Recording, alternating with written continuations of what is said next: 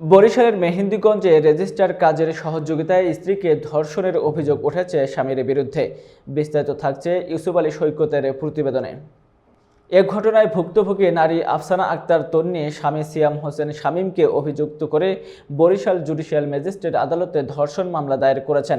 মামলায় কাজীকে ধর্ষণের সহায়তাকারী হিসাবে আসামি করা হয়েছে। অভিযুক্ত সিয়াম হোসেন শামীম মেহেন্দিগঞ্জ সদর ইউনিয়নের সাদেকপুর গ্রামের মাস্টার আমিনুল ইসলামের ছেলে। বাদী আফসানা আক্তার তন্নি মেহেন্দিগঞ্জ উপজেলার দরিচর খাজুরিয়া ইউনিয়নের আজাদ ভুইয়ার মেয়ে। মামলার অভিযোগে বলা হয়েছে 2024 সালের 22 এপ্রিল আসামি সিয়াম হোসেন শামীম বিয়ের প্রতিশ্রুতি দিয়ে আফসানার সঙ্গে প্রতারণা করেন। পরে গত 16 ফেব্রুয়ারি 2025 সালে পর্নোগ্রাফি এবং 17 ফেব্রুয়ারি ধর্ষণের অভিযোগে দুটি মামলা দায়ের করেন ভুক্তভোগী। তন্নির মা পারভিন আক্তার এ ঘটনায় ন্যায় বিচার দাবি করে বলেন, আমার মেয়ের সঙ্গে প্রতারণা করা হয়েছে। দোষীদের দৃষ্টান্তমূলক শাস্তি চাই, যাতে ভবিষ্যতে আর কোনো মেয়ের সঙ্গে এমন ঘটনা না ঘটে। সিয়াম নামে একটা ছেলের সাথে আমার সম্পর্ক ছিল। তারপরে সম্পর্কর পরে আমি ওদের বাড়িতে গেছি। বাড়িতে যাওয়ার পরে ওর বাবা এক লোকরে ডাকছে, বলছে সে নাকি কাজী। তারপরে আমার থেকে সাইন নিল। পরে বলছে যে তোমাদের বিয়ে হয়েছে, এখন তোমরা একসাথে থাকো। পরে কিছুদিন ওনার বাড়িতে রাখার পরে ওনার বাড়ি থেকে আমার মারধর করে বের করে দিছে। তারপরে আমি এলাকার যারা যারা ছিল সম্মানীয় লোক, তাদের কাছে আমি অনেকভাবে বিচার চাইছি, কিন্তু ওনারা বিচার দিতে রাজি হয় না। ওনারা বলছে যে তুমি যদি না থাকো তাইলে চলে যেতে পারো। তারপরে এক পর্যায়ে আমি মামলা করলাম।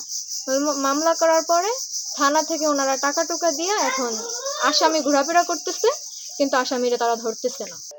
পরে আপনি কি করছেন? পরে কিছুক্ষণে এত মাস ধৈর্য ধরে থাকছে, এখন মামলায় গেছি। যেখানে বিচার পাইছি সেখানে বিচার, গ্রামে বহুত বিচার চাইছি, কেউ বিচার দেয় না। গণ্যমান্য সবার কাছে বিচার চাওয়া হয়েছে।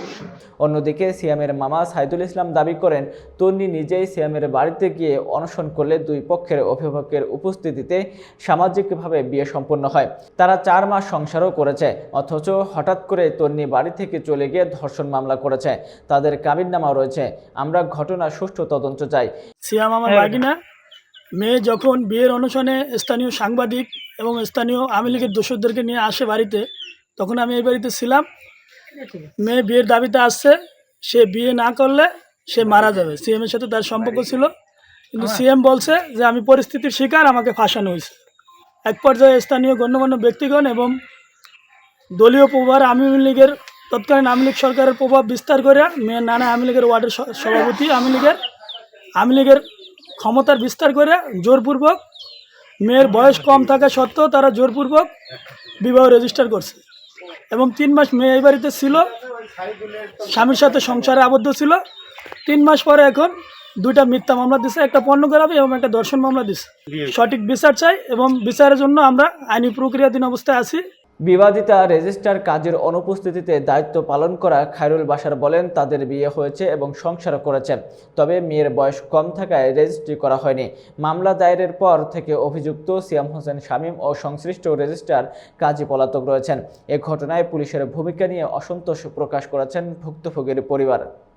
এখানে একটা বিয়ে শাদী হয়েছে আমি শুনছি, যেটা সাদেকপুরে ছেলে এবং মেয়ে, ওনাদের বিয়ে হয়েছে এবং 3 মাস মেয়ে সংসার করার পরে মেয়ে ওখান থেকে আসছে, আয়সা কাজীর নামে এবং আপনার ওই ছেলেদের নামে একটা মামলা দিছে। আসলে কাজী তো আর বিয়েতে ছিল না, বিয়ে পড়ায় নাই কাজী, কিন্তু কাজী তো নির্দোষ। এখন এটা আইনগত সে ব্যবস্থা নিয়েছে, এখন বাকিটা। যেহেতু এই ধর্ষণ আর পর্নোগ্রাফির বিষয়গুলো নিয়ে মামলা চলমান, তো বাদীপক্ষের একজন আইনজীবী হিসেবে মামলার বিষয়ে তেমন কিছু আমি বলতে চাইছি না, কিন্তু শুধু এতটুকু বলছি যে মামলা হওয়ার পর বাদীপক্ষ এসে আমাকে জানায় যে তাদেরকে নানান ধরনের হুমকি ধমকি দেওয়া হচ্ছে। ইভেন এমনও বলা হয়েছে যে তারা নাকি উকিলকে সহ মামলায় ভাসাবে। তারপর বাদীপক্ষ চেয়েছেন, তাই আমরা পরবর্তীতে 107, 117 ধারার একটা মামলা করেছি।